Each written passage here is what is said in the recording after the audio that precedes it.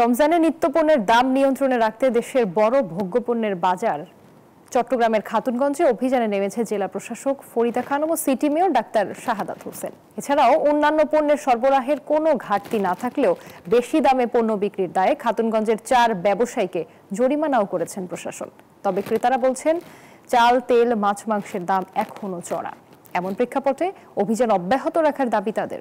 আবু জাবেদের ছবিতে চট্টগ্রাম থেকে নয়ন বড়ুয়া জয়ের রিপোর্টে বিস্তারিত। তেল নিয়ে তেলবাজদের দৌরাত্ম্য ঠেকাতে এবার বাজার তদারকিতে চট্টগ্রাম জেলা প্রশাসক ফরিদা খানম ও city mayor doctor Shahadat Hossain সহ এক ঝাঁক জেলা প্রশাসনের ম্যাজিস্ট্রেট। সোমবার সকাল 11:30 থেকে টানা কয়েক ঘন্টার অভিযানে খাতুনগঞ্জে তেলের পাইকারি দোকান সহ নিত্যপণ্যের কোনো ঘাটতি আছে কিনা তা খতিয়ে দেখেন তারা।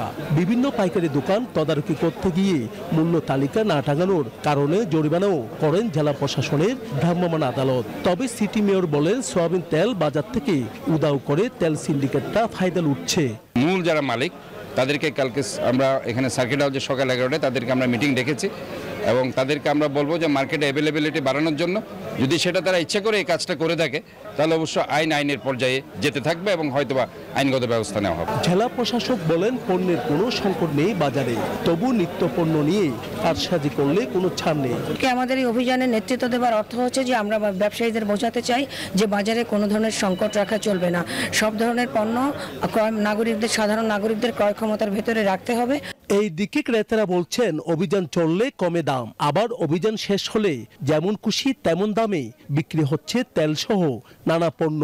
আবার কোনো জায়গায় এখনো তেলভর্তি বোতল না পাওয়ার অভিযোগও রয়েছে তাদের মুখে। আমার 10 বছর অভিজ্ঞতা থেকে বলতেছি, প্রশাসন আসে আজকে যদি খরাগরি হোক কালকে আবার বেড়ে যায়। বিক্রেতারা বলছেন খোলা সয়াবিনের কোনো ঘাটতি নেই, তবে বোতল ভর্তি তেলের সংকট এখনো কাটেনি। আমরা সপ্তাহে 5 কার্টন পাচ্ছি। 5 কার্টনে আমাদের হয়তো যেই 5 কার্টন দিচ্ছে 5 মিনিটে শেষ হয়ে যাচ্ছে। অন্যদিকে পেঁয়াজ, রসুন, আদার দাম কমলেও বাজারের মাছ মাংসের দাম এখনো ক্রেতাদের আয়ত্তে নেই। নয়ন বড়ুয়া জয়, নিউজ 24, চট্টগ্রাম।